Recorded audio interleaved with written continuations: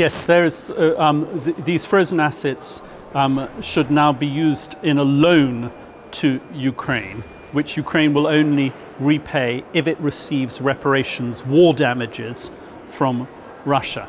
Now, it's very important. There are two very important things about this, among others. One is conditionality. This money must be used to improve Ukraine's capacity to win this war. It must not be misused for corrupt purposes. Therefore, it's very important that there is tight conditionality on the use of the funds. Another point is additionality, that countries such as Germany, which are already providing funds to Ukraine and planning to continue to do so, must not cut back what they're planning to do anyway and say, oh, we're making this loan from Russian money, we don't have to provide money from our own resources. It must be additional money, and the reason it must be additional money is because this needs to be a game changer. It's not good enough to keep Ukraine where it is, slowly losing the war. We need to put them on a front foot so that they win the war and so that they can force Putin to stop.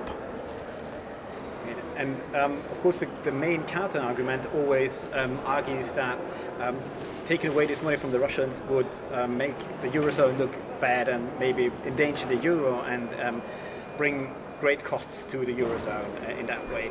But in your presentation, you said that the trade-off having Ukraine lose this war is much more costly to Europe. Could you explain this trade-off in a bit more detail? Well, first of all, we're not talking about confiscation. We're not talking about taking away the assets. We're talking about a loan. And Russia will get its money back if it follows international law and pays war reparations. It's completely different. It is not confiscation. But those who are worried about the impact on the Eurozone, they need to look at what the real danger is. And the real danger is that Ukraine loses this war because Europe fails to fund it adequately. At that point, European countries are going to have to step up their defense spending much more than they're currently anticipating. And that will put a huge weight on European bond markets.